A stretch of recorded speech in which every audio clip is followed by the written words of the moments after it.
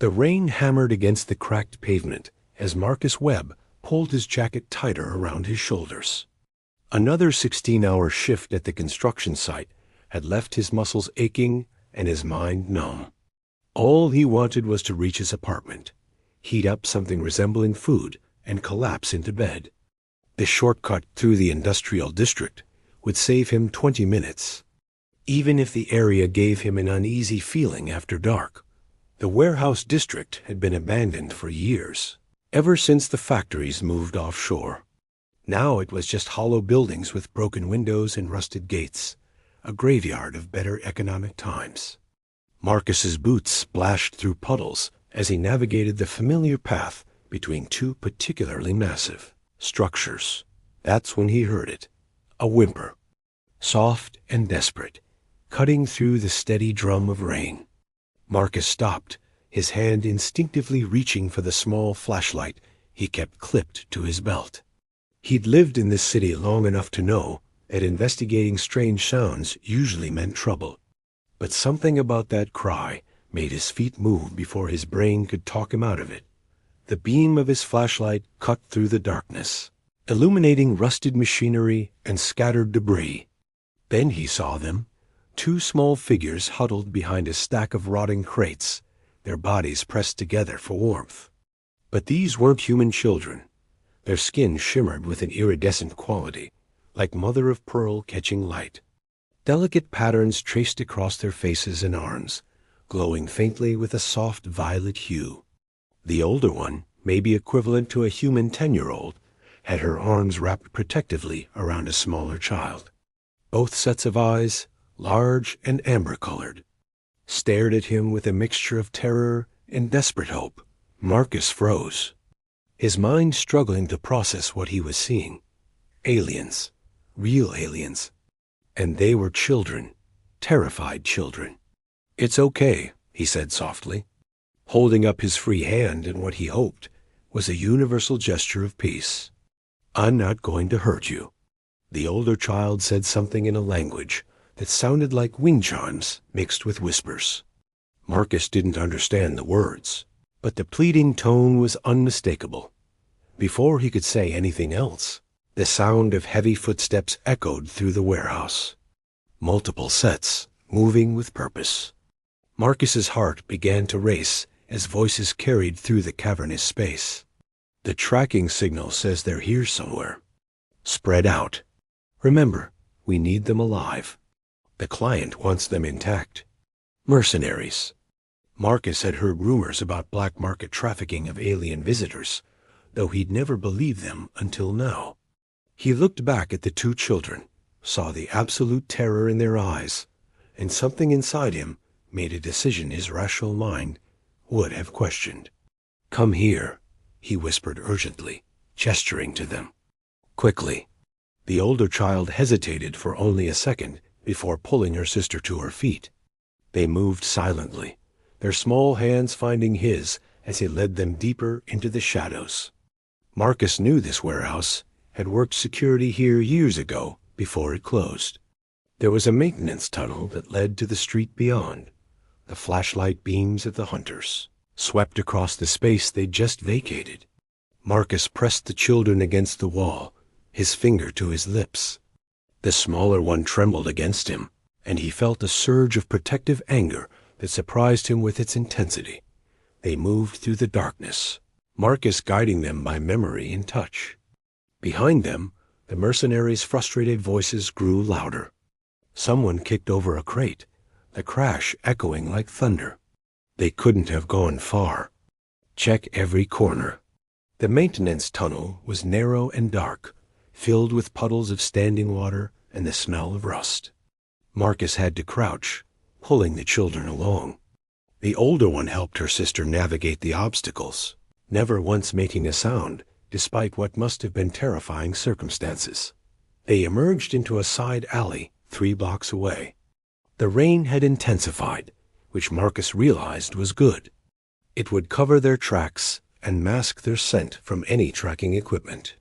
He looked down at the two children, now thoroughly soaked, their luminescent patterns dimmed by water and fear. "My apartment," Marcus said, making a decision that would change his life forever. It's not much, but you'll be safe there. The journey through the rain-soaked streets took 30 minutes. Marcus kept to the shadows, avoiding the main roads and the ever-present security cameras. The children followed without question, their small hands never leaving his jacket. His apartment was on the 4th floor of a building that had seen better decades. One room with a kitchenette, a bathroom barely big enough to turn around in, and a window that overlooked a brick wall. But it was warm and dry, and more importantly, it was as Marcus locked the door behind them, throwing both deadbolts and the chain. Only then did he allow himself to breathe. The children stood in the middle of his tiny space, dripping onto the worn carpet, looking lost and fragile. "Let me get you some towels," he said, moving to the bathroom. When he returned, they hadn't moved. He approached slowly, kneeling to their level, and gently began to dry their hair and faces. Their skin felt warm beneath the towel, almost humming with some kind of energy he couldn't name. The older child watched him with those huge amber eyes, and then she did something that made Marcus's chest tighten. She placed her small hand against his cheek, a gesture that transcended language. Trust, gratitude, hope. "You're safe now," Marcus promised, though he had no idea how he would keep that promise. "I won't let anyone hurt you." The smaller child, apparently deciding he was trustworthy, suddenly wrapped her arms around his neck, burying her face against his shoulder. Marcus felt her tiny body shaking, whether from cold or fear or relief, he couldn't tell. Probably all three. He held her gently, one hand supporting her back, and looked at her older sister. "Are you hungry?" The older child nodded slowly. Marcus carried the smaller one to his bed, the only place to sit besides his single chair, and gestured for them both to settle there. He wrapped his blanket around their shoulders before moving to his pathetic excuse for a kitchen. He had crackers, some cheese that was probably still good, and half a container of soup. He heated the soup in his battered microwave and brought it over with the crackers. The children ate ravenously, confirming his suspicion that they hadn't had a proper meal in days. As they ate, Marcus found himself studying them. The patterns on their skin seemed to shift slightly, like living tattoos. Their movements were graceful despite their exhaustion, and there was an otherworldly quality to them that went beyond their alien features. These weren't random refugee children. Something about their bearing, even in distress, suggested they came from somewhere important, which made the mercenaries hunting them even more concerning. When the food was gone, the smaller child's eyes began to droop. The older one pulled her sister close, but her own eyes kept darting to the door, to the window, anywhere danger might appear. "Sleep," Marcus said softly. "I'll keep watch." The older child looked at him for a long moment, then nodded. She lay down with her sister, their iridescent forms curling together on his bed. Within minutes, exhaustion claimed them both. Marcus settled into his chair by the door, his mind racing. What had he gotten himself into? He just harbored 2 alien children who were clearly being hunted by people with resources and determination. He should call the authorities. That would be the sensible thing to do. But when he looked at those 2 small figures sleeping on his bed, trusting him completely with their lives, he knew he couldn't make that call. Not until he understood what they were running from, and why. Not until he was sure they'd be truly safe. Outside, sirens wailed in the distance. The city continued its endless rhythm, unaware that in one tiny apartment, a broken-down construction worker had just become the last line of defense for 2 children who weren't even from this world. Marcus leaned his head back against the wall and closed his eyes. But he didn't sleep. He listened to the soft breathing of the children, to the rain against the window, to the distant sounds of the city. And he made a silent promise to himself and to them. Whatever came next, whatever dangers followed these children, he would stand between them and harm. even if it cost him everything. Because sometimes, he realized, the most important choices we make are the ones that defy all logic and reason, the ones that come purely from the heart. Morning light filtered through the thin curtains, casting soft shadows across Marcus's cramped apartment. He hadn't slept, couldn't sleep, not with the weight of responsibility pressing down on him. The two alien children remained curled together on his bed, their iridescent skin glowing faintly in the dawn light. Their breathing was steady and peaceful, the first real rest they'd probably had in days. Marcus stood by the window, carefully peeking through the blinds at the street below. Everything looked normal. Workers heading to early shifts, a few delivery trucks making their rounds, the usual morning rhythm of the city. But normal was an illusion now. Somewhere out there, dangerous people were searching for these children. A soft rustling made him turn. The older girl was awake, sitting up slowly, her amber eyes finding him immediately. She said something in her musical language, a question by the tone. "Good morning," Marcus replied gently. "You're still safe." She seemed to understand his meaning, if not his words. Standing carefully so as not to wake her sister, she approached him. Up close, Marcus could see the intricate patterns on her skin more clearly. They weren't tattoos, but seemed to be part of her biology, flowing and shifting like slow water. She pointed to herself. "Nyla," she said carefully, then gestured to the sleeping child. "Kira." "Nyla and Kira," Marcus repeated, feeling oddly honored that she'd shared their names. He placed his hand on his chest. "Marcus." "Marcus," she tried, the syllables strange in her mouth, but recognizable. Then she did something unexpected. She took his hand and placed it over her heart, then placed her own small hand over his. The gesture was formal, ritualistic. Marcus didn't understand its full meaning, but he felt its importance. The moment was interrupted by Kira, waking with a small cry. Nyla rushed to her sister's side, speaking in soothing tones. The little one had clearly been dreaming, reliving whatever trauma had brought them to hide in that warehouse. When she saw Marcus, though, her fear seemed to ease.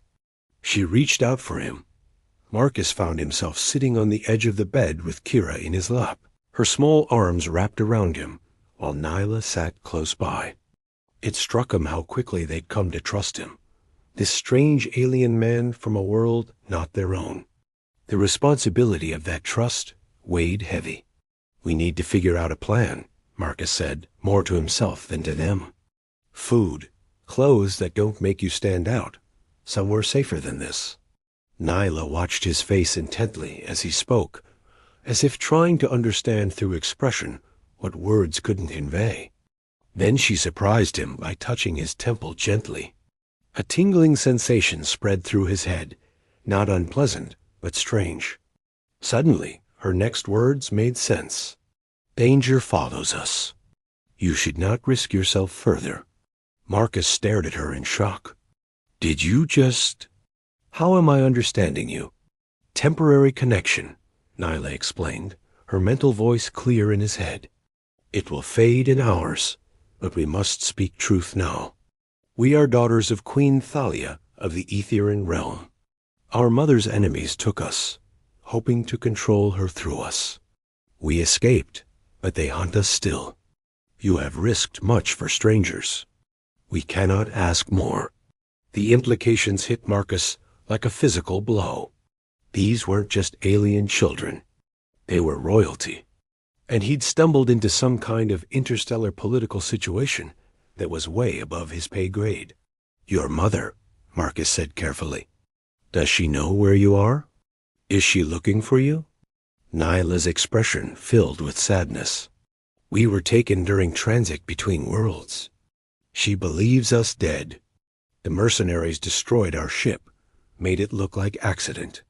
We survived an escape pod, but landed far from diplomatic zones. We have been running for 6 of your days. 6 days. 2 children alone on an alien world for nearly a week. haunted and terrified. Marcus felt his resolve harden. Then we need to get a message to her somehow. Let her know you're alive. The hunters monitor all communications channels. Any signal we send, they will trace. Marcus rubbed his face, his mind working through possibilities.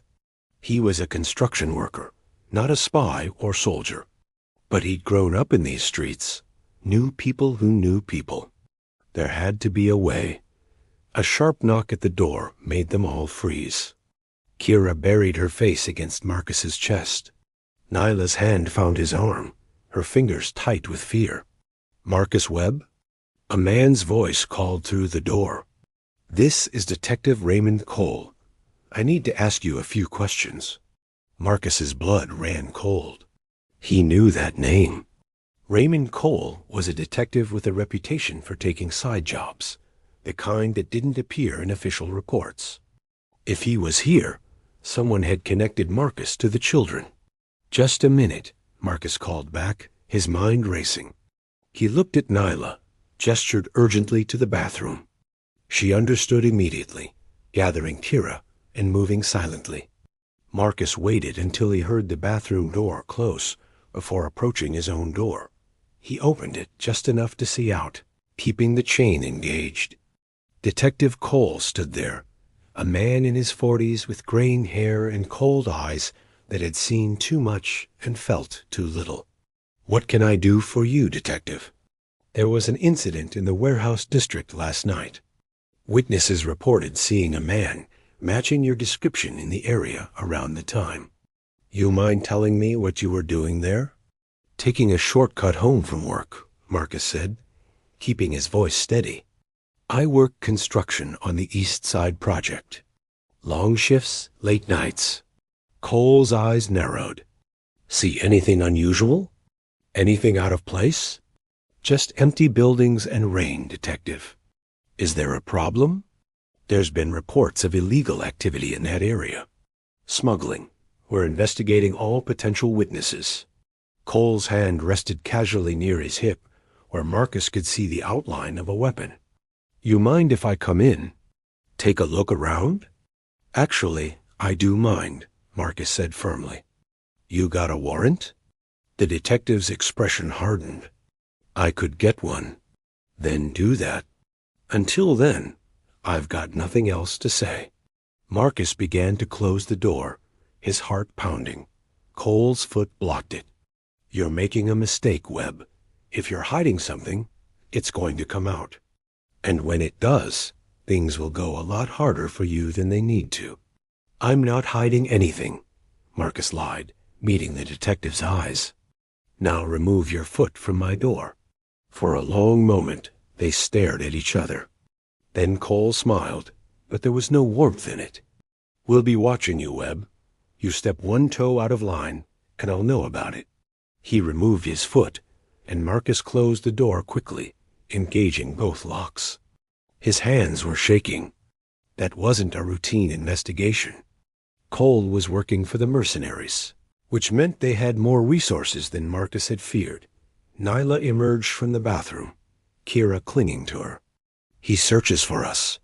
Yeah, Marcus agreed grimly. And he knows I'm involved somehow. We can't stay here. Where can we go? Every place has eyes, has watchers. Marcus thought hard. Then an idea came to him, risky but possible. I have a friend, Vincent Harper. We grew up together, went through some rough times. He owes me, and more importantly, he doesn't ask questions he doesn't need answers to. He has a place outside the city, off the grid. We could go there. This friend, you trust him with our lives?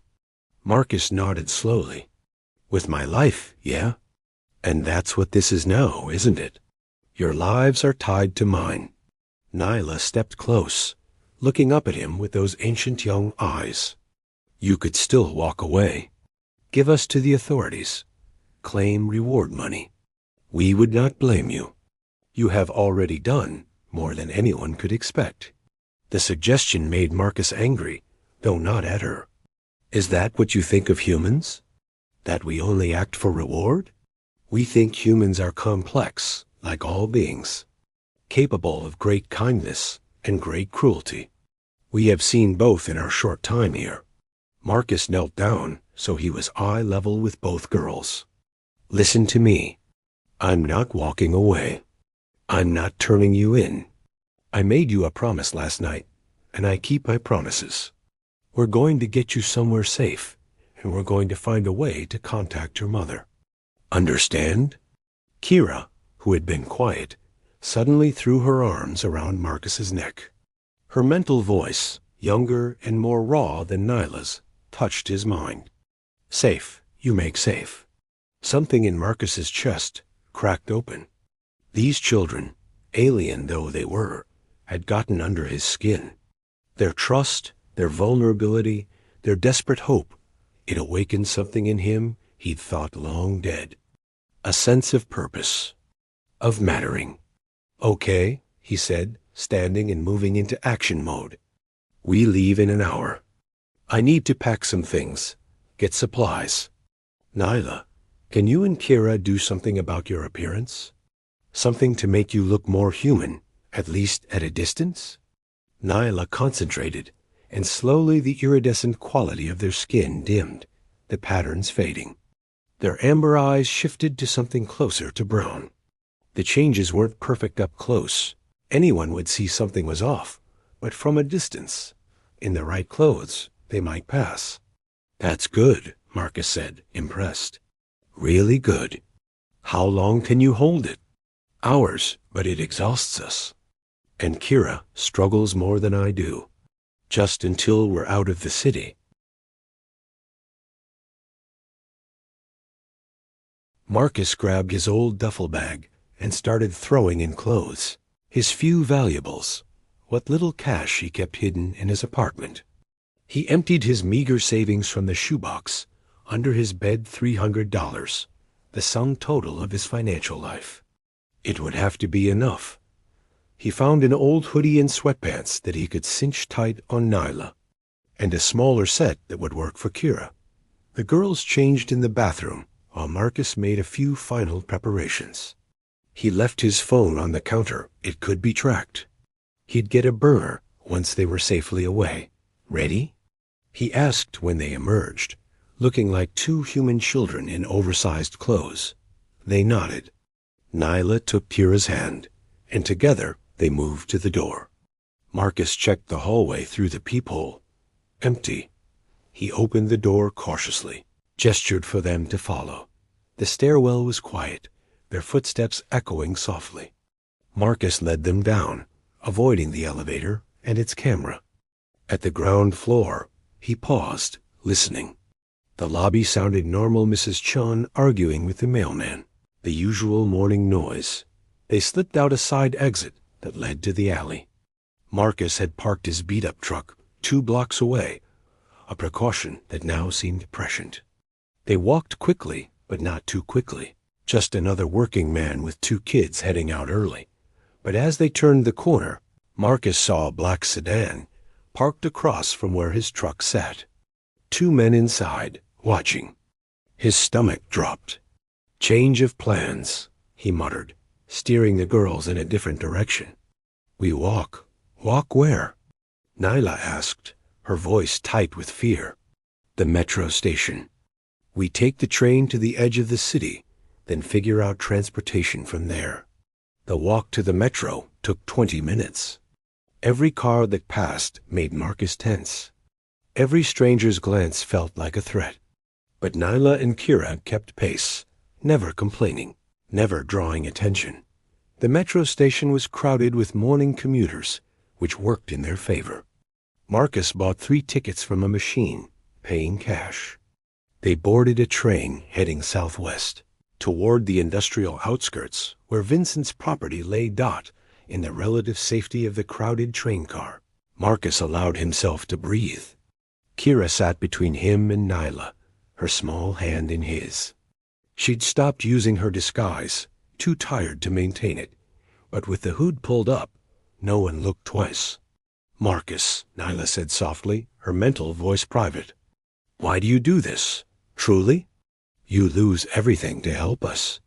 Marcus looked down at Kira, who had fallen asleep against his arm, and at Nyla's serious face. You know what I did before I worked construction? Nothing useful. I drifted. After my parents died, I kind of gave up on life mattering. I existed, but I wasn't living. And now? Now I feel like what I do matters. Like I matter. Does that make sense? Nyla smiled, the first real smile he'd seen from her. It makes perfect sense, Marcus Webb.